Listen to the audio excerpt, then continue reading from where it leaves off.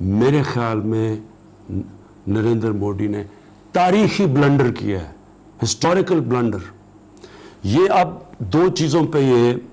انہوں نے مان رکھ کے یہ کیا، ایک کہ یہ اتنا تشدد کریں گے کشمیریوں پہ کہ وہ چپ کر کے بیٹھ جائیں گے اور دنیا کچھ نہیں کہے گی، اور دوسرا ان کا پلان تھا کہ پاکستان کو آزاد کشمیر میں یہ کہیں گے کہ جناب یہ آزاد کشمیر سے دہشت گرد آ رہے ہیں،